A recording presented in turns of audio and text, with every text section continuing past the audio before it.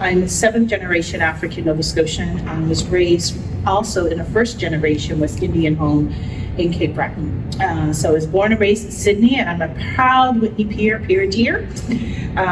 So my roots are have an experience both from a Caribbean perspective and an African Nova Scotian perspective.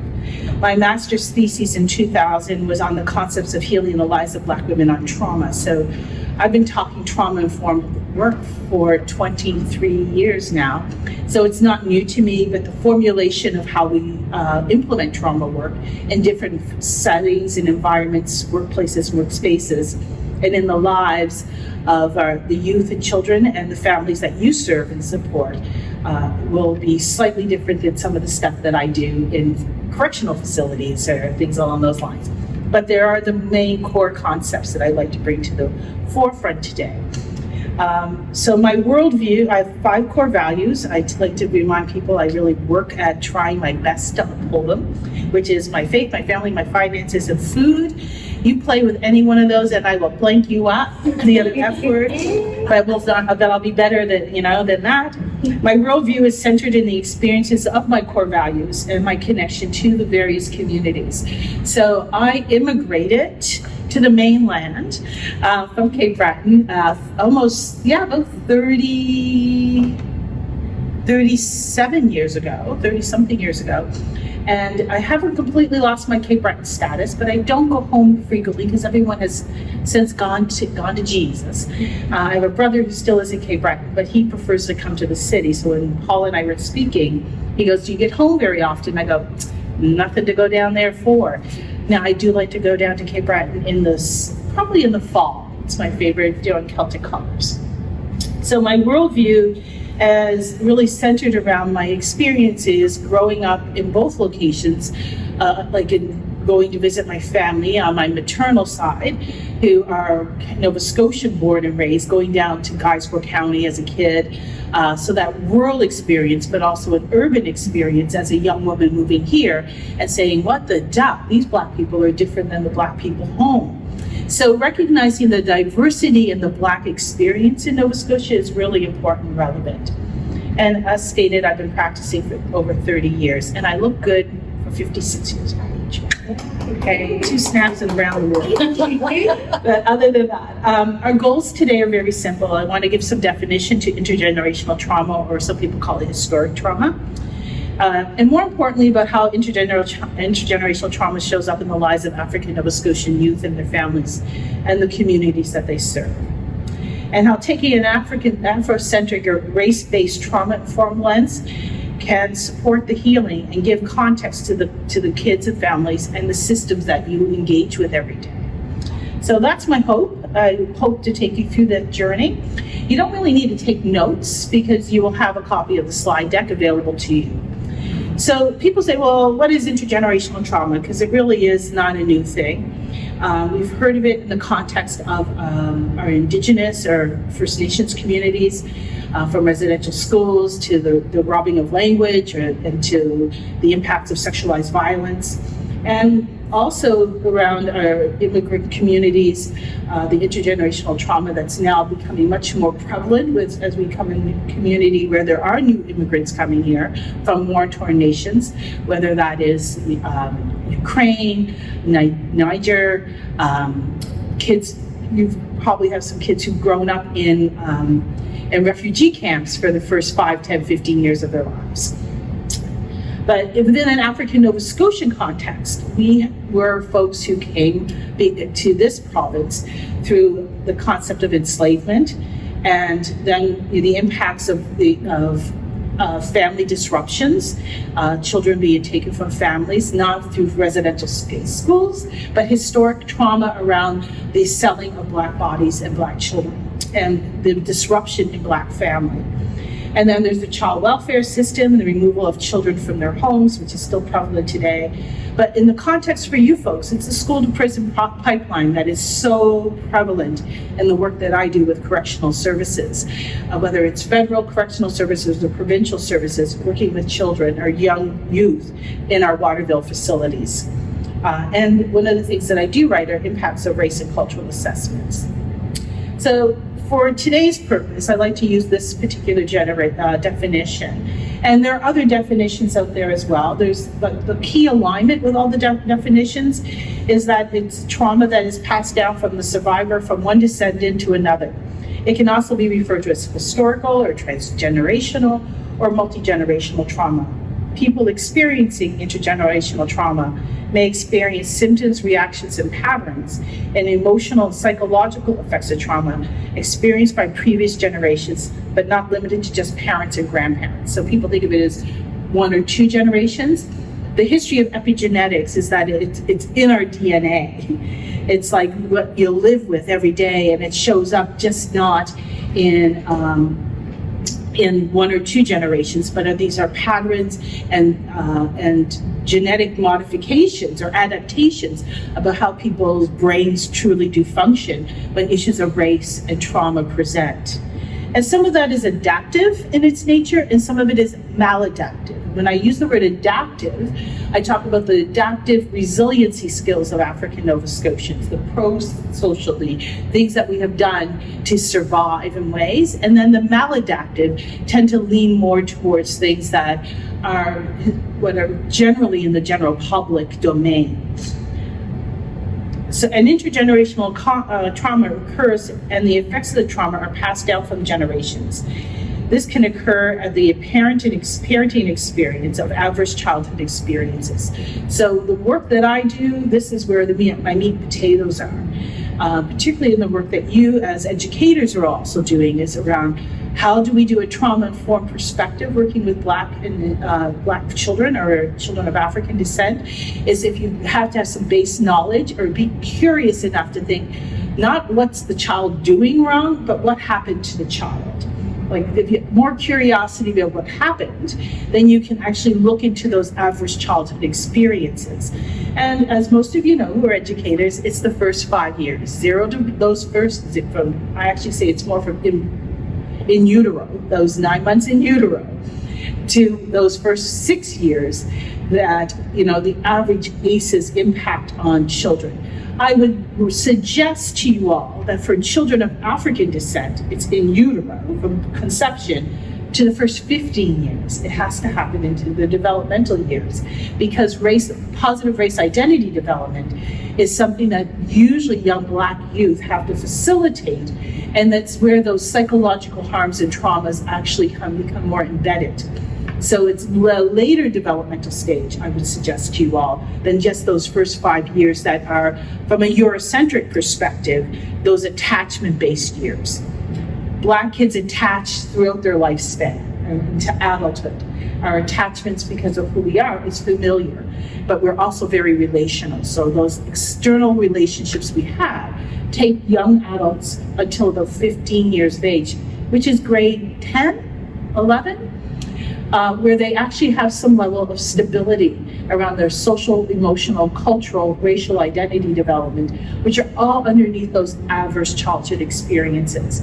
And the unfortunate thing for Black children is that they become very race identified very early and they can actually talk about race by the time they're 3. So their innocence and their childhood is muted fairly early as well. So our kids are actually operating in a deficit around those attachment years than most white children or other children who do not experience racism as part of their everyday normal piece. So those early traumas and those early literacies that parents have to kind of give to their children as protective factors are adaptive in nature. So it's like you have to make sure put your hands in your pockets when you go to the store, and this is a 3-year-old or a 5-year-old who's like, but I want to try the candy. Well, no, because you will be seen as stealing the candy potentially and not tasting the candy at Freak Lunchbox or something. So those are how intergenerational traumas show up in the lives of children and families fairly early. Does that make sense to folks in the room? Okay. Intergenerational trauma can also be a result of oppression, including racial trauma and other systemic oppressions.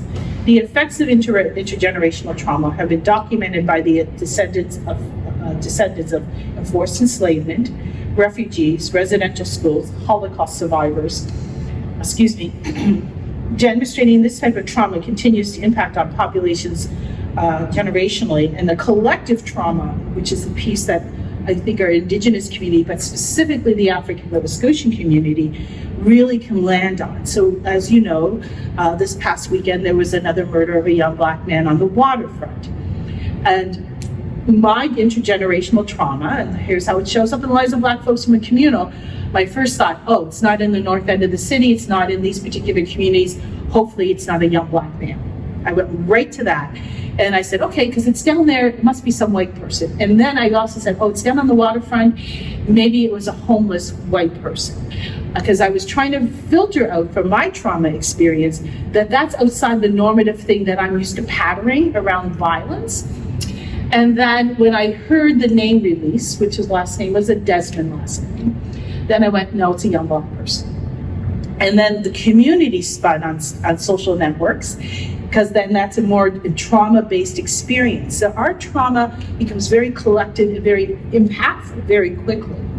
So that's how intergenerational trauma can present in the lives of Black families and children in a way that it's contagion factor. So it's not, and it happens not just in community. This stuff gets provincial-wide, because we are relational and we have families in various different communities. So it's just not happening in North End Halifax, it's happening in Cape Breton. This conversation's happening intergenerationally wherever their grandparents were.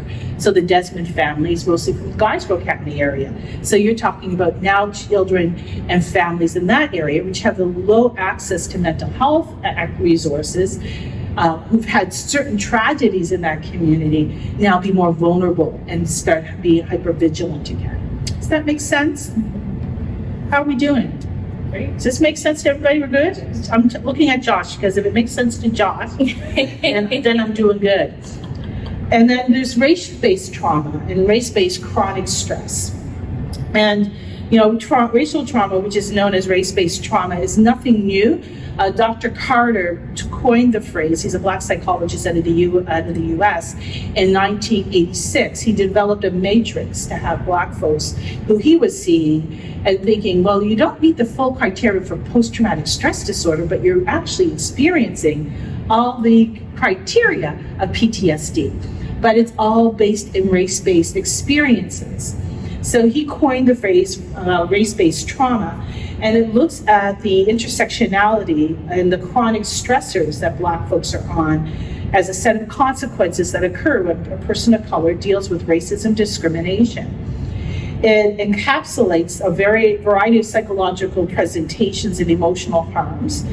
And we saw that with the witnessing that all of us did with the George Floyd video. So white folks were impacted. Black folks were actually psychologically and emotionally just stunned. Like there was just this flat affect that most people kind of had to speak to. And from that, we went from a flat affect into anger. And I always say, when anger shows up in the lives of Black youth, it's usually a trauma response. It's not a behavioral, you see it as a behavioral response, but it tends to be more trauma-based responses, that it's unfinished business, it's the witnessing of trauma.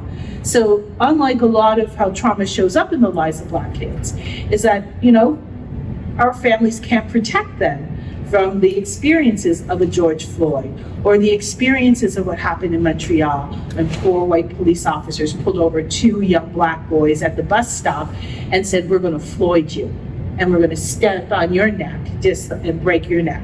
So people think, oh, it doesn't happen here in Canada. Of course it does.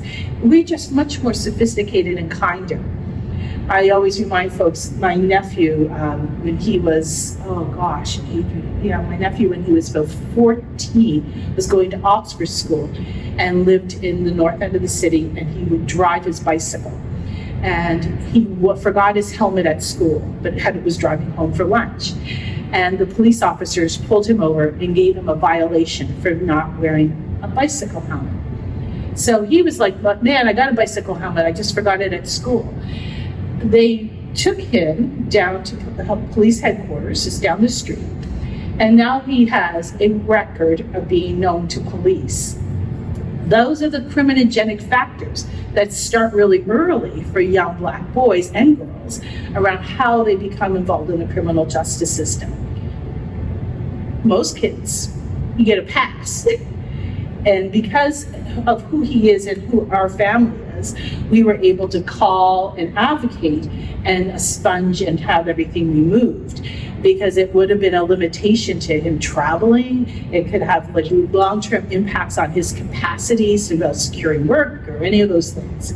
But mind you, under the Youth Criminal Justice Act, there's certain other things that allow for that not to be as prevalent or presenting. But if the police did a CPAC review of him or a gen review, it goes back to when that first encounter happened. When people are subjected to racism, discrimination, or microracial aggressions, and I like to bring forth the concept of micro-invalidations. So micro-invalidations in the classroom is that I put my hand up, somebody else puts their hand up, and the teacher will pivot to the other person first before they pivot to me. That's a micro-invalidation. Your behavior it's not a microracial aggression because you didn't say anything. You invalidated my existence in that way. It happens in the workplace that, that I might say something, and the person sitting next to me, who is not a person of color, or somebody who is from a racial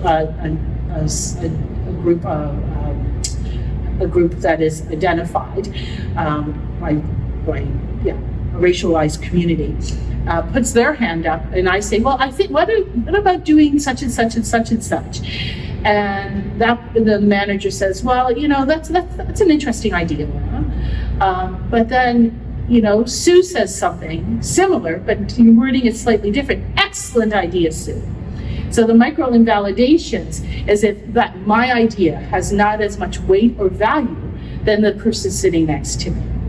And I think that plays out in various different ways if you are not mindful of your unconscious bias in the classroom as an educator. But micro-invalidations in the workplace can be very detrimental. It really is that glass ceiling, particularly for Black women around getting elevated into positions, and or for Black men. And then when they get positions because of equity-based hiring, because I always say equity-based hiring is a way of leveling the playing field, or getting some access into the playing field. People just then in the micro-invalidations in the workplaces, well, she only got that position because it was a designated position, right? Well, you've had designated positions as white people for a long time in the system. It's just about your perception of what is designated. Racial trauma can be individual to one person or entire community that may experience it simultaneously. So that can be based on the postal code. So some kids, when they're looking for work, don't want to put their postal code or their address down because it is a filtering system to get them out. It's the same with their first names. I have a very simple name, my husband has a simple name, and my kid has a simple name. Now, when a family friend was naming their child, they wanted to do an African name. And they had to weigh the pros and cons of what that would mean for their education. Could the teacher say their name? Would they shorten the name? And sometimes we make allowances for that within our community, or even within the newcomer community. There are some African names that I can't get my tongue around. My dentist tells me I'm tongue-tied. I guess when I was a baby, it didn't get cut. And I said, that's why I can't get all those O's and G's out right. But at the end of the day, there are certain things that Black folks do to accommodate, make those adaptations to make white people feel comfortable in spaces. So we don't have to kind of pick and choose our battles. But from a trauma-informed or trauma perspective, it's I say, well, what's your middle name? If your middle name is Joseph, some people go by their middle name and not by Shaquille. When Shaquille O'Neal was big on the basketball team days in the 90s, there were a lot of Shaquilles up there. And the middle name might have been George. In order to get work, these are folks who now, as young adults, are George, whatever. So that's how racial trauma is processed even unconsciously by Black folks. Make sense to folks? So I want to talk a little clinically with you, about how intergenerational trauma again shows up from a clinical perspective in an Afrocentric lens. On this side of the slide, I'm not sure if you can see, so on that side to me, the diagnostic criteria. So besides my Bible, the DSM-5, which is a diagnostic statistical manual that clinicians and therapists, psychiatrists and psychologists and clinical social workers were all trained. It's our Bible about what we look for to make a particular criteria. If somebody meets criteria for ADHD or trauma or, But for PTSD, the criteria for diagnostic statistical manual is that there are intrusion symptoms, avoidance symptoms, and changes in thoughts and moods, and reactivity to symptoms. So those are the general high-level kinds of things. For Black folks, our intrusion is our fears and our anxieties of short life. So ask any young Black man who lives in a chronically or toxic environment, they don't think they're going to get to the age of 50. Their fear is, so they live in the moment. And that living in the moment looks like it's ADHD, when in fact it's just about a protective factor about, I don't see very many people living past 50. And if you're watching and seeing, even in the news cycles, people dying at 25, 30, 40, it reinforces that cognitive distortion that you will not live until you're 50. And I'm like, it's not a really distortion for these kids, but it is a lived reality and experience that contributes to what Dr. Joy DeGruy calls post-traumatic slave syndrome. It's the way in which the chronic stressors of those experiences show up. And I would suggest, and how I do my screening, is when we look at trauma, I do race and trauma-informed approaches and say the person meets the diagnostic criteria for race and trauma, for race-based trauma as a differential. So I have not met a Black person in my practice in 30 years that doesn't have some level of anxiety. Now, their anxiety is not what you think they need to be on medication for, but there's a lot of worry. Black folks worry. Black women worry a heck of a lot.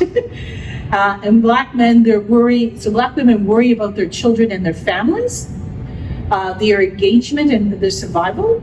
Black boys and Black men tend to worry about their safety. And that worry and anxiety is not what you can call in the conventional DSM-5 meets the anxiety criteria. But they are intrusions in their thinking.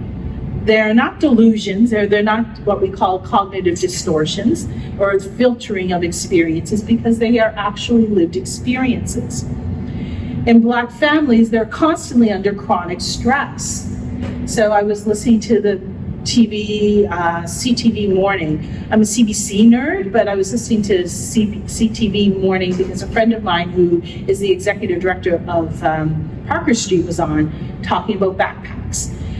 So 1,500 backpacks for kids who are low income, or not even low income anymore, even working middle class kids who are needing all these resources to go back to school. And so the chronic stress of not being ready for school.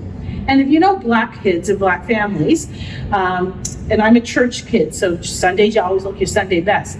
But I dare you to think about the last time you saw Black kids show up to school who weren't on point about how they dress. So when you see their dress and how they show up looking a little messy, then I'm like, well, then I'd be much more curious to think about, well, is that an issue of poverty? Possibly. But is that also contributed to an issue of mood? So when you see Black children or Black families who don't look like they got together, even though maybe not inside they don't, but externally, when the external shell starts to crack, as a clinician, I'm like, there's that anxiety showing up and not being managed well, or there's that depressive kind of symptoms showing up and they're not managed well. So those are some of those ways that it shows up that you as educators may want to give some consideration to. Because sometimes we just think, they're going through hard times. Absolutely. But Black folks have always gone through hard times. This is disproportionately, given what the system we're in now, impacting on Black kids and Black families even with a much more challenge about returning to school. I just paid $10 for a calculator for my kid because there was a specific calculator they wanted. And my husband, who's much more frugal than I, said, could we get that at the dollar store? I said, I don't think so, because this is the calculator that the teacher specifically asked for. And so, as I told you earlier, she goes to it's not in public school, so if that's what they asked for, that's what you get. She wants to be stylish with this particular backpack, and I could not find it anywhere, and so today, at Walmart, it wasn't at Walmart, so she goes, we have to go to Staples. I know this backpack is at Staples. Because she went online and found out that this particular black backpack that she wanted to have needs to have for grade 8. Because that's gonna be this thing that she needs to be like on point. I'm like, okay. Because she's in a school uniform all day. If she needs a backpack to feel a sense of belonging, let me break down for a $35 backpack. But those are the things around, and I have the privileges of buying a $35 backpack. Now, the one that she had last year, I made her use it 2 years in a row. It's out of style. But every family has different chronic stresses that they're dealing with. I happen to be an upper middle class Black family. Our stressors aren't as chronic, but when my daughter gets on a bus, which she's learning to do, so she has some independence, and says that she, gets on a bus, she feels uncomfortable because, one, it's a new experience for her, but two, she's trying to figure out who's safe to sit with. Because we're gonna say, you can't sit with us, we're gonna watch you get on the bus, and figure it out. And she goes, I said, well, what was the most stressful thing? She goes, that nobody smiled and nobody cared. And that people would put their bag down if I went to sit there. So her sense of belonging, which for Black children, particularly as educators, that sense of belonging is so important, or it becomes a factor where they do not want to be in school. It's a gateway for them to feel that they don't belong there, so why show up there? So that belonging, even on the school bus, is really important, particularly for kids who bus into school. So even with those adaptations and coping strategies, the intrusions for Black folks tend to be around fear, anxiety, shortened life, and particularly because there's been, in the Halifax area, in the HRM, a prevalence for gun violence over the past 10 years. And the number of deaths of young Black men, particularly, because there's been a lot of lateral violence. And the psychological piece of that lateral violence is, if people don't value my life, why do I value your life as another Black person? So it's this very unique psychopathology around how race and internalized racism can be functional. And it's the same around bullying. So, I'm like, okay, why did you bully this kid who's your friend? Well, I got, if they tell me I'm a bully, and it's self-fulfilling prophecies, well, then I'm just gonna bully everybody. It doesn't matter who.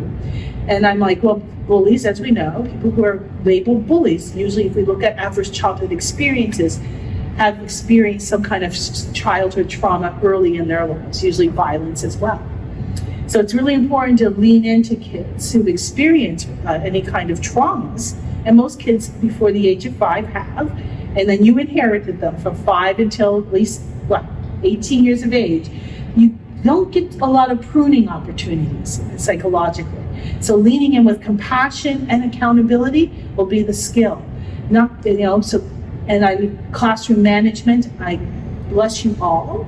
I'm not used to 20 kids in a class. I don't think from a developmental study, I always tell folks in education, what we do know is girls learn better with girls when you cohort them in junior high, and boys do better with boys in junior high when you cohort them. When you put them together in a class of 20 or more, it's a beautiful storm called chaos, because their executive functioning just isn't there.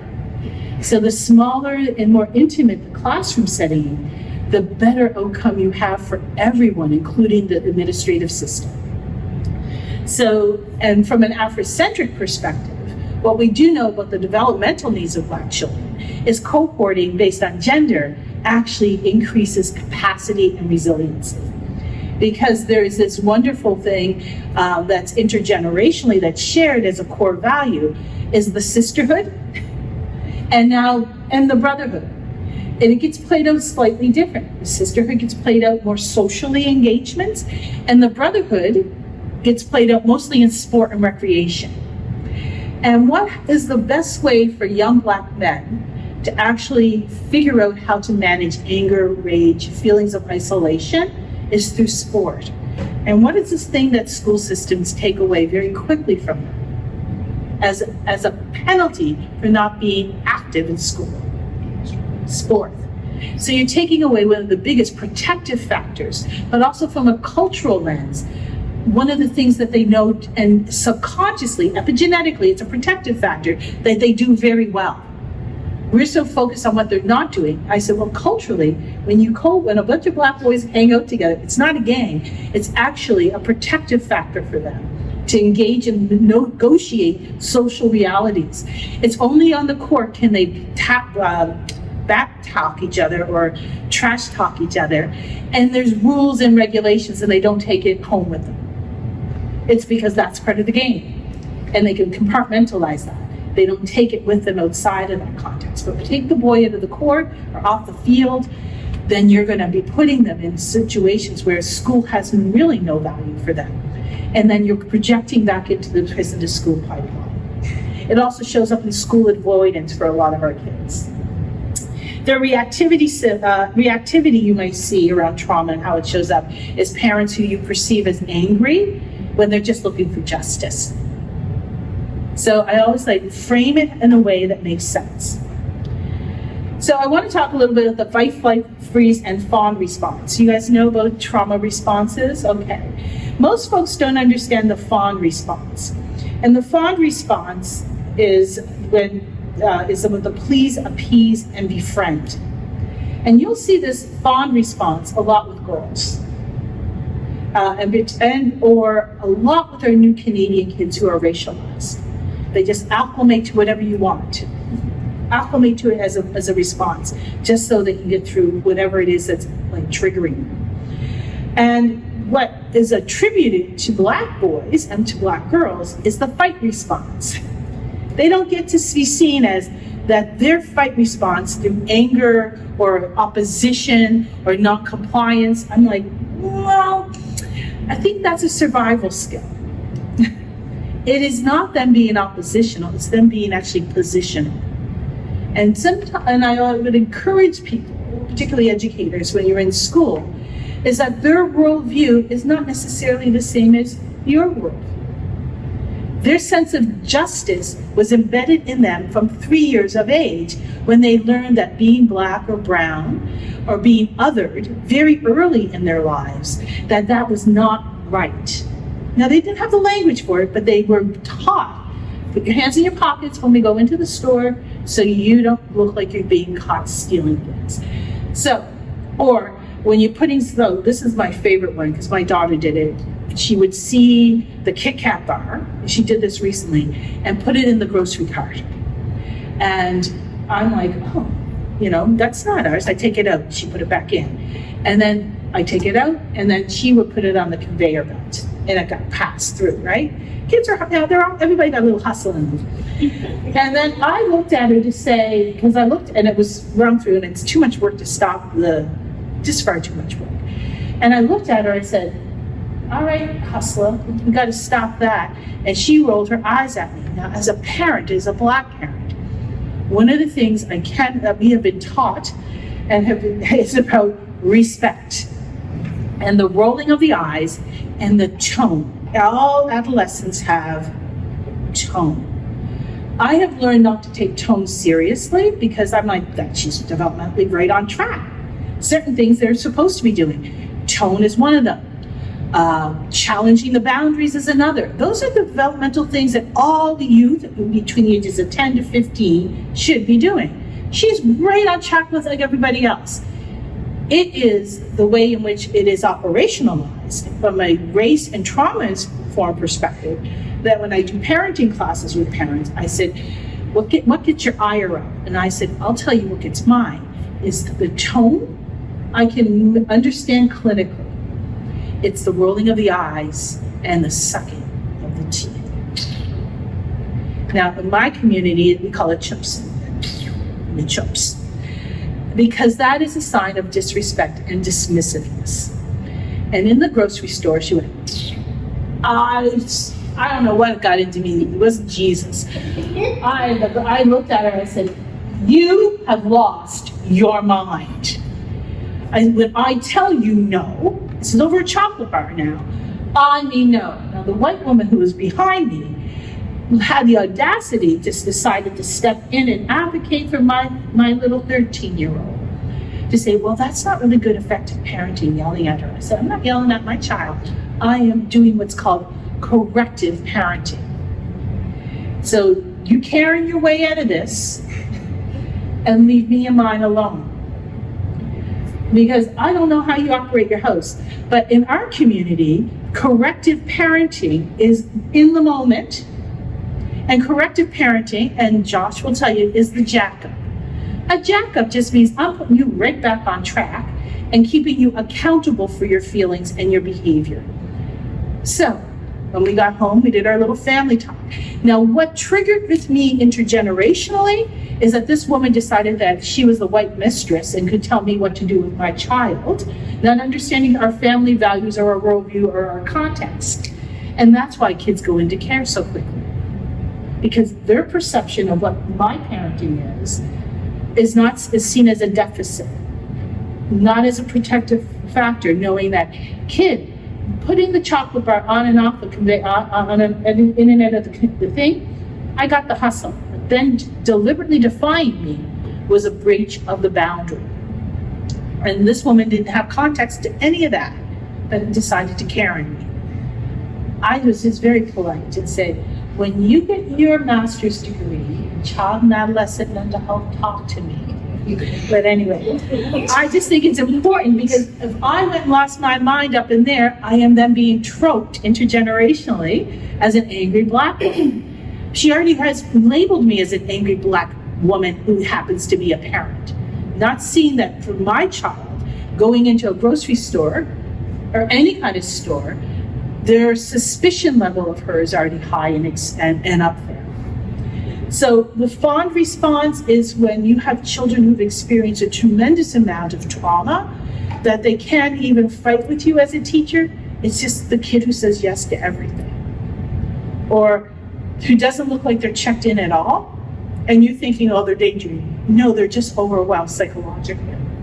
And when kids are in the fond response, in the classroom experience, we think that they're not engaged. And I'm like, one of the things that you can do as an engaged educator is just actually, and I said, do not touch children, do not touch them in any sense of the way, but you can lean into them and say, I need you to breathe.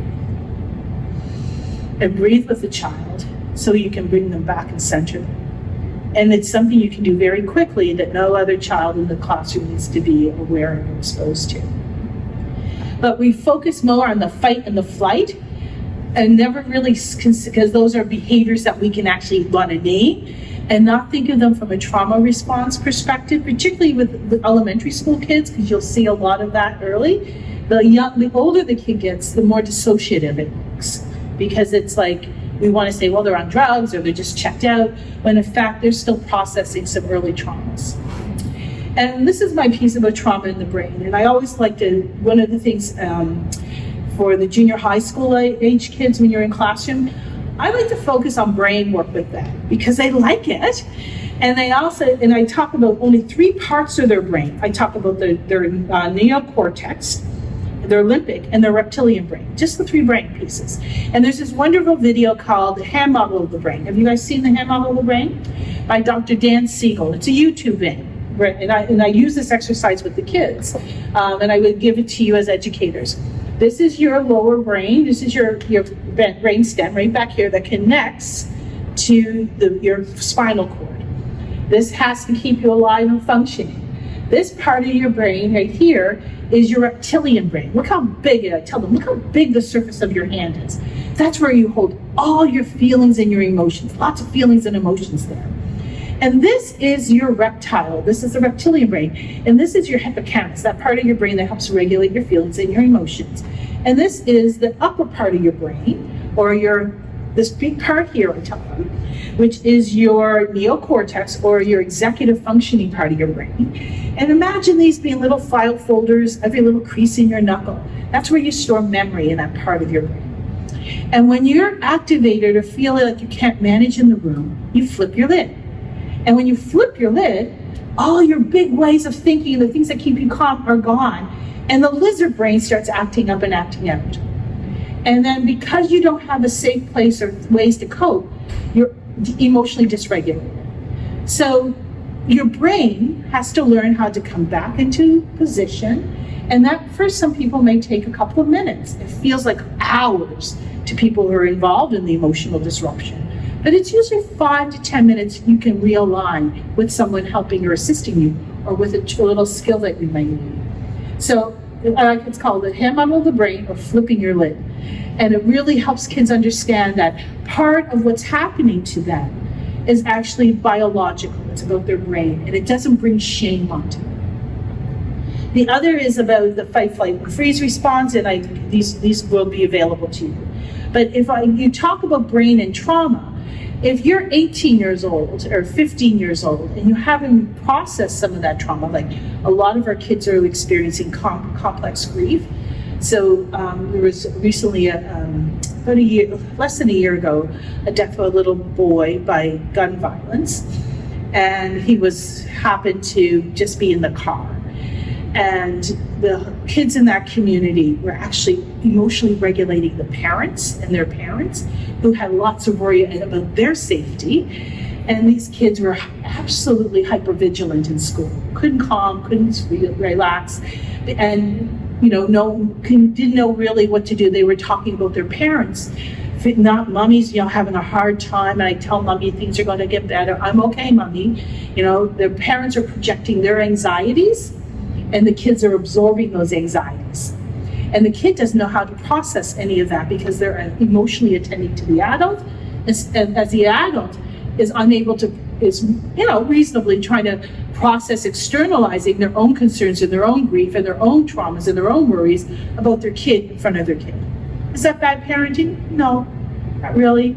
Is it misappropriated parenting? Yes, because you have to have some boundaries about when you have to contain your grief, actually focus on what the needs of the child are.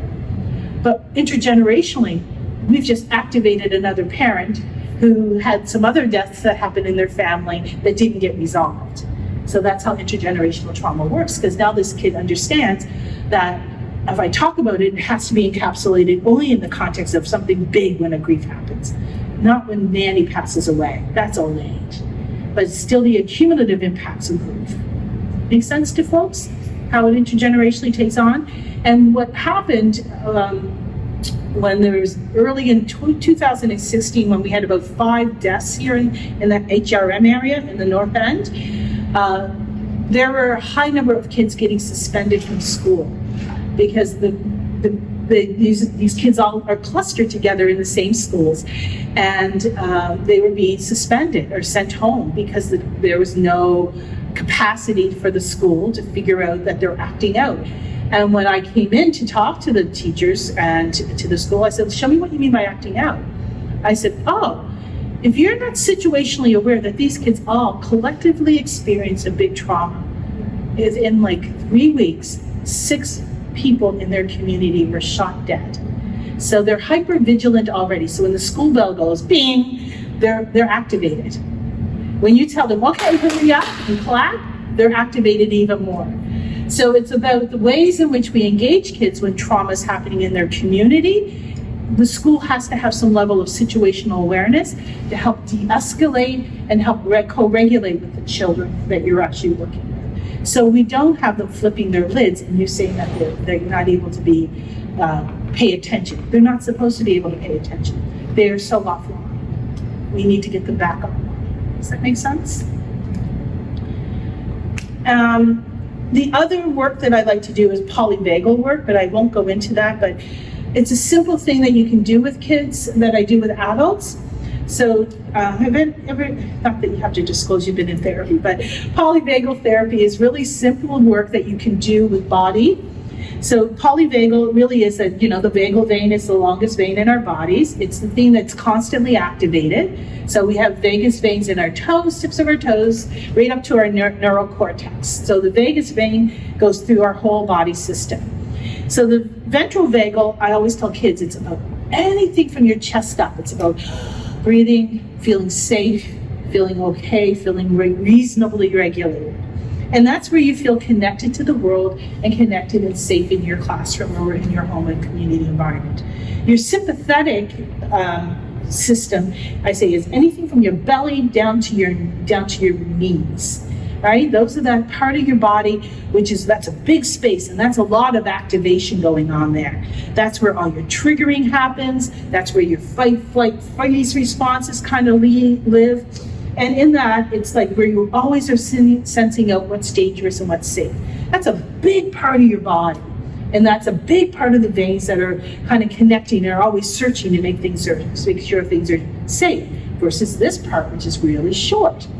And I said, and then there's the dorsal vagal. Think about a fish, like the dorsal fin, it flops over. That's where you are trying to either rest, recover, or are tapping out. And that's because you're just too oversensitized in this part of your body. So I get the kids to say, are you in your heart, in your belly, or are you in your dorsal? Are you ready to tap out? And my job is, if they're in their dorsal, is to get them to raise their dorsal or their emotional wellness, so they can recognize how to 1 or 2 steps into the sympathetic part of the brain or body and have them breathe. I actually get kids to count backwards, or do ABCs backwards, or spell world backwards, spell their name backwards. A lot of kids who got names like Nevaeh, they spell heaven, and I go, did you realize you spelled heaven, or did you just realize you spelled Nevaeh? Kids who got tricks with their names, and have them do pen and paper work, like coloring, because it's hand-eye coordination and it's centering. Make sense? So polyvagal work with the body, most high schoolers do it, offer it through yoga class. So that's polyvagal work, except, it's contained. But in a classroom setting, you need to be able to say, all right, everybody, let's take a stretch and a break and open up our chest. So even small mini breaks in the run of a classroom can help particularly mitigate some of those trauma experiences that you may not even be aware of that the child is experiencing internally. But if you build it into your classroom teaching, you're actually giving all children a space and an opportunity to be present in their body and not be so preoccupied with what's going on in their brain, but being body-centered. Is that a little helpful tip? But particularly for Black children, they are always tend to be very sensory around their sympathetic space, because finding safe and appropriate spaces for them outside of their home, if the home is safe for them, doesn't, cause them a lot of trauma. So imagine if 80% of your body and your vagus vein is always on alert. And having an opportunity just to stretch. I remember in school, we used to do head and shoulders, knees and toes, knees and toes, knees and toes, heads and shoulders, knees and toes. I get kids still to do that. Now with high schoolers, I get them to do head, shoulders, butt, and then I put a cup on the floor. I say cup, and they have to do a reactivity exercise. So, head, shoulders, butt, cup. And then you have to go and they do it in pairs. So it's a fun game, but it also gets them being in their bodies and actually reactivates them and puts them back into their executive function, because you're getting them to sequence. Make sense? Okay. So this is just some statistics about findings that for most African American, and this is transferable data, I believe, that social class and childhood stress are increasing in the lives of Black kids and not decreasing. That income and childhood stress obviously is impactful on Black families, and race and childhood for Black children, they're often more exposed and have more threatening experiences through their development. And childhood stress and depression outcomes, you'll see a lot of that later on, because they haven't been able to process the things. And that for a lot of the kids, because of social, economic, or social determinants of health, their academic functioning is impacted on that. And there are also impacts on their trajectory to where they go. I kind of talked a little bit about this. One of the things that I think is important and how it shows up again is in parenting practices. It showed up in mine. It shows up in all of our parenting practices as people of African descent. One of the things that I tell parents, though, in a parenting relationship, now it might be more difficult because they're coming to see me sometimes because they're mandated or because they want to increase their parenting capacity, is that I said, you have to move away from what you were taught. So I'm not telling you to throw all the things that you've learned, because some of the things that we have learned were adaptive coping strategies for back in the day. You can still be an old school parent who shows compassion and consistency and love. And telling your kid that you're crying, I'll give you something to cry about. And I know everybody in this room has heard that, regardless of your race. Those tears ain't gonna help you now. It's just telling the child that your feelings and your emotions have no validity, right? Here's some of the stuff, like when you go on activities. It's a swimming activity. Black kids don't do that. What about our hair, right? And I go, okay, I got the hair thing. So I tell parents in advance, if you've got a list of activities in swimming or whatever the game activity is, particularly for little black girls, hair is a big thing, then would it be better to do a protective style for your child for that month, those few weeks, so they can actively participate in the outing? So a protective style is putting their hair in braids, so the child still can, because one of the things as little black girls, wearing a swimming cap was always laborious, because to get it on and keep it on, and then everybody's looking at you, particularly little white girls who didn't have the same amount of hair to put in, is othering. I'm going to say the other thing is that I love and appreciate African Heritage Month, but for black children, it's the most traumatizing month in the school year. They are singled out, they are pointed out, and then they are expected to be the expert. And it actually can be very shaming and blaming, particularly for kids who are mixed race who did not grow up in black community. So be careful about how you manage classrooms and those trauma experiences around race and how they show up, because then it might be much more appropriate to integrate black experience throughout the whole academic year. And then elevate it. Just an elevation in February. But those things should be integrated. The one thing that black families historically did that was a maladaptive skill was shaming kids and shaming folks. And you can shame kids very easily, by saying, well, I'm gonna tell your aunties and your uncles about what you did, right? The way you do it at school is, well, I have to tell your parents and I have to tell the teachers, and you do it in front of the classroom, and now you've just shamed the child. And so if you're already in a home environment or a community that's shaming, at school is your only safe place, and now you're looking at shaming me, I have no safe space. So be careful how shaming shows up in your everydayness, because it triggers intergenerational trauma back again. And vacant esteem is what I said earlier about, kids calling each other the N-word, particularly other black kids calling each other the N-word. From a psychological perspective, that is what we call vacant esteem, that they don't have good race literacy. And it's really about adapting ways of trying to this is just my own perspective, of reclaiming a negative name, when in fact, they have no idea about the history of the name. Okay? So I always tell, when you can write me an essay about what the origin of the word is, then we can talk about whether or not you can use the word.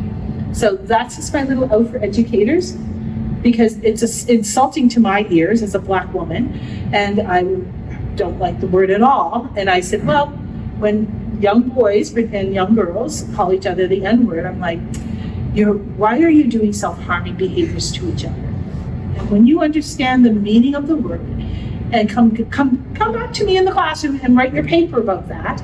And I particularly like to give the high schoolers in like grade 8, 9, 10, 11, 12, this is a really good exercise. So they actually are having what we call informed information about where the origins of the word is, and its importance, or its prevalence, or why people say it.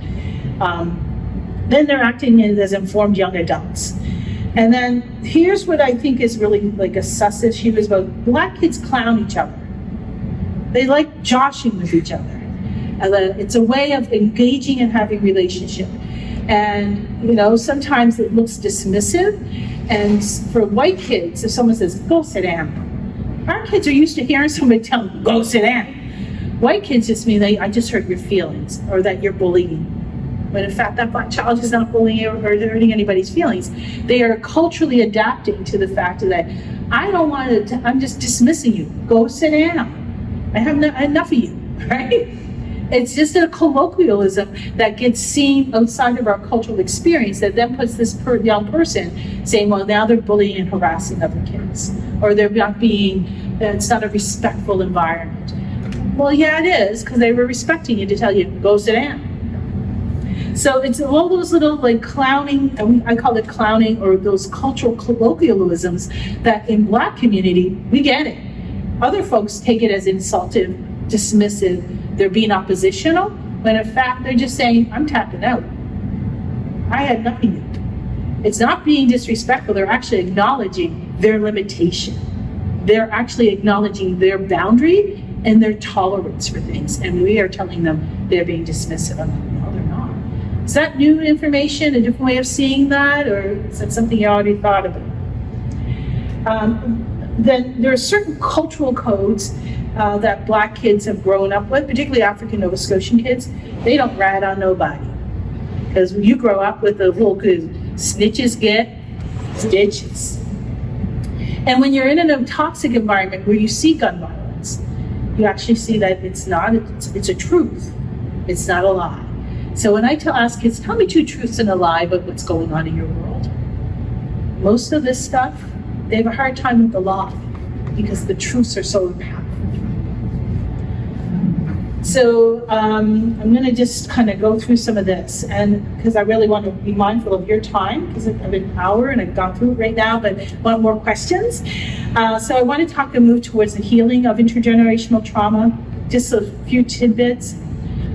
If you don't start with adverse childhood experiences, and even if you go online and do adverse childhood experiences audit, take the test yourself and see what your number is. It's free.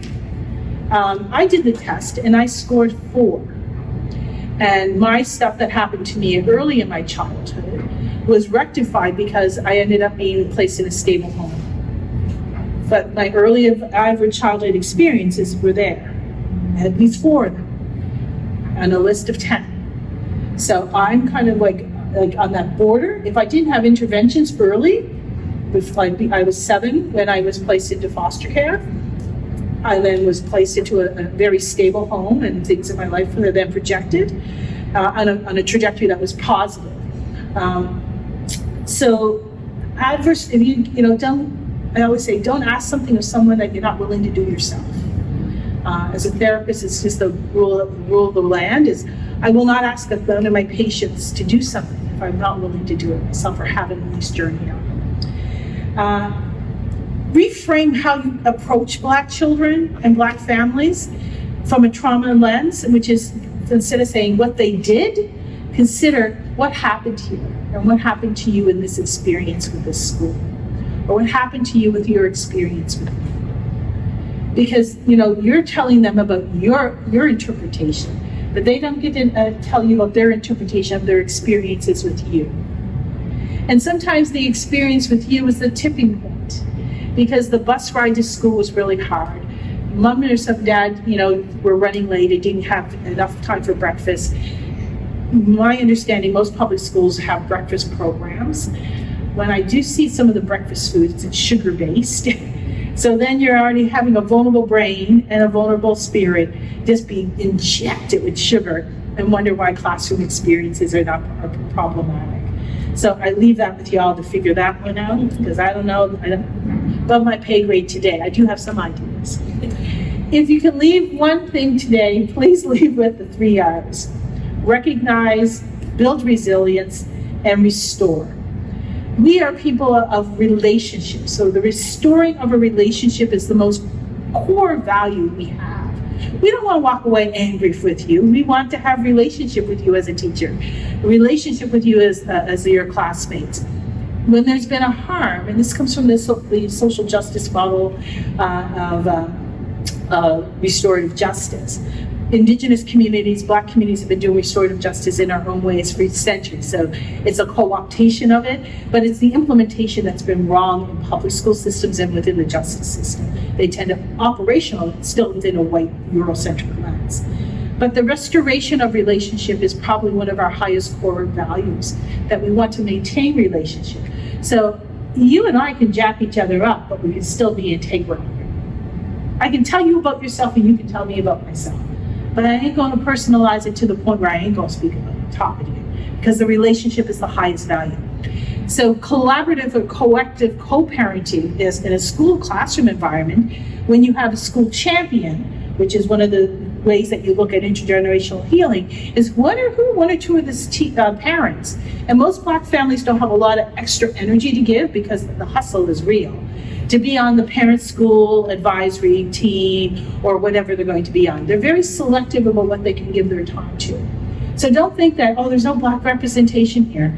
Unless you're going to give that mother or that father another job that gives them another $20,000 a year, they don't have access. It's about, they've already intergenerationally are behind the ball about income security, and then you want them to take time off of work to come into something.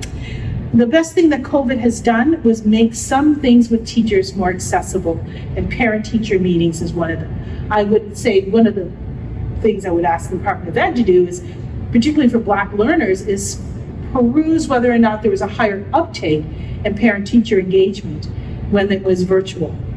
And my gut tells me it was higher, and it's simply because it became more accessible. Now, the difference about Black learners, because we are relationship-based, and whether or not online learning is in their best interest, I would actually say it isn't. I don't think it's in the best interest of any child or adolescent because their brain is not there yet. And I was really blessed because our child's school still allowed outdoor in co-groups of 5 where they could go and play soccer. They could just kick the ball around in the soccer field on their playground. They were still 6 feet away, but they got to see each other. So there's different ways. I think there's some ways that we can look at healing and some accountability. There's a family justice model or family reunification model that is used in child welfare, and family conferencing models that could be adapted to meet the needs of children. Family conferencing models are what child welfare uses when families are in conflict and need to have some kind of realignment. And they're really clever, if done well, they help the child, the family, and the community reintegrate. Go back to that restore piece. And I think if schools use a similar model or an adaptation when Black children are in jeopardy or at risk, it helps make some collective accountability for everyone and helps that alignment, where everyone knows what their role is and takes accountability, and there's like a case manager piece of that work. And I think that one of the most valued or undervalued pieces of things, and I just want to move here, and again, these slides are for you. You can take care, is that schools may wish to consider, again, parenting champions. And I'm one of those really busy parents, but I can say, look, I was sat on my kid's board at her school, did my 3 years and tapped out. And I said, what I can do is be available once a semester through the school year, because they bring the parents in to do, this is what my mom and dad do for a living. It kind of, so, so they have a junior achievement built in. And the kids go to, like, the kids' parents who are physicians, and again, it's class-based, right? But parents come in and say, this is what I do for a living. These are the things that are important to me. And this is what I wish that you want to do. So parent champions can be parents who have a little bit of time in elementary school. You gotta hook them in when they're young. I'll give you a lot of time for my baby, but my 13, 15-year-old, who I really don't like right now, I may not have a lot of time for that one, but I will be engaged and I can be a parent champion. I can be the one who says, okay, if the PTA meeting is looking to do this, well, that's not of interest to me. I don't really want to do a hockey game, but fundraise for the hockey team, whatever you're looking to fundraise for. But you know what I will do is, get the group of people together to do a hoop nanny, and I will make sure there's going to be some, we'll get some money and some things raised in my community. It has to kind of make those adaptations to about when you're doing fundraisers, what makes a certain sense to certain communities. So identify parent champions early and build that capacity with that parent champion throughout that child's academic learning, because that parent champion, if they're well respected, and they have to be a respectable parent, they can bring other parents along. Elevate sport as a meaningful engagement. Please stop using sport as a punishment. It is the most protective factor that Black children have to keep them engaged and keep them connected to academics. And one of the things that I absolutely love that our school district has done here is advocate for more Afrocentric cohort programming. You did it well, you did it right, and I honor Karen for the work that she's done. It should be integrated everywhere. And where you do not have a Black person to do your African Canadian studies content, subcontract that out to someone who's got some credibility. Or collaborate with the parent who's a champion, or bring guest speakers in to help speak to that. That white face should not be the one who's always giving that information. Make those adaptations to your syllabus to be inclusive of the community if it's the only white person who's going to be doing the class. Higher level of accountability, relationship building with the families and communities that you serve. I grew up in Nova Scotia when Cultural Awareness Youth Group used to be the bomb, and that used to be David Woods. Arts and culture, music, are things that our children thrive at, and you can build it in through mathematics. My daughter, the reason she does really good at math is because she plays piano and she knows what a quarter note is, a half note, she understands eighth notes, and she can translate that into mathematics. I would encourage our school system to encourage band, encourage those fine art pieces. When kids Black children are multidimensional with using space and spatial abilities, so art. My daughter's school, and it's an exceptional school because it is a private school now, again, with all true transparency. These kids do labs. It's hands-on, direct learning, right? And so when you're learning in grade 2 what a beaker is and how to pour into a beaker and look for the measurement, you're building capacities every which way. It's hands-on learning. What they learned in kindergarten, we just need to escalate and elevate that into the next learning opportunity, and not always just focus on the written and writing. I'm a big believer in what we do know as cursive writing. It's my soapbox moment. Can everyone even give me a moment? It's my soapbox moment. We are teaching children to be illiterate. They do not know how to sign their name even on a passport or even a driver's license. So if we're going to be, as a Black community, going back to marking your name as an X, let's advocate that we don't. I believe cursive writing is a necessity life skill, and learning it in grade 3 and then dropping it is not appropriate. And as a parent, I say that, but as a Black parent, it's because it is a hand-eye movement. It's about a specialty. It is about building executive functioning and skill in the brain, and it actually slows people down versus with autocorrect. So I would encourage public and private schools who do not adhere to my soapbox moment. Cursive writing is a life skill. It is not just one of class. So if you're going to look at the whole child, and I'm trained to look at the whole child, life skills is part of that. So complex trauma for newcomer youth is really interesting. So I just want to circle back. I do know that when growing up with CAYG, using art and theater and music as ways of engaging, and I do know the student support workers that may be in your class, in your schools, are probably the best anchor that a lot of these kids have access to.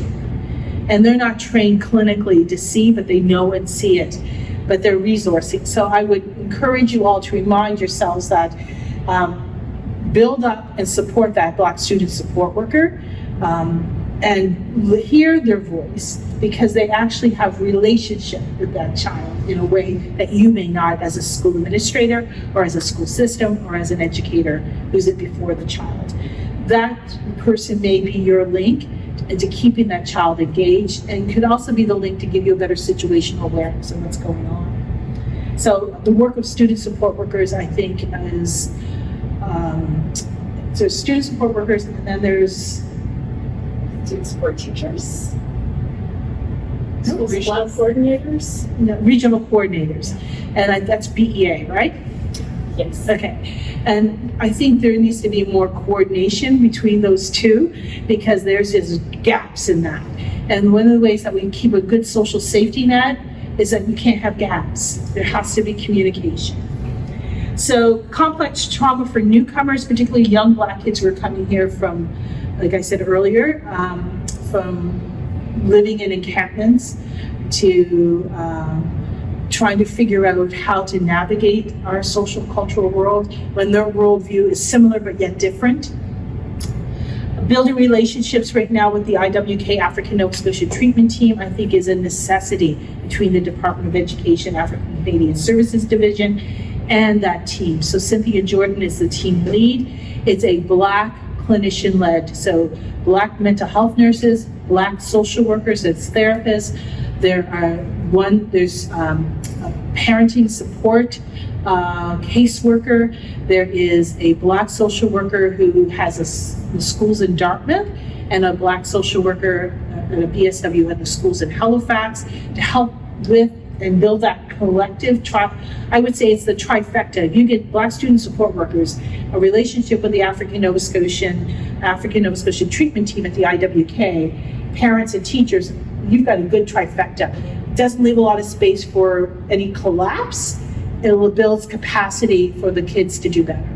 And these are people who understand some of the race-based trauma that we're speaking to. And I strongly advocated, as the person who helped develop the program, that they have a rec therapist on staff. Tell me why I like a rec therapist. Sports. Yeah, because you can make adaptations to things in education. So, if you want to do something, I'm going to say something with science. Well, physics is like, how do you get the ball to arch? That's physics. So what does that look like, right? You can get these kids engaged, and I think that's what you've done with the African-centered cohort. But you've used art, physics, math, history. Anything can be an adaptation to make kids feel as if they are mitigating and welcome and feel a sense of belonging. Belonging is a mitigating factor to decreasing trauma experiences. And whatever you do it trauma-informed lens. I thank you for your time.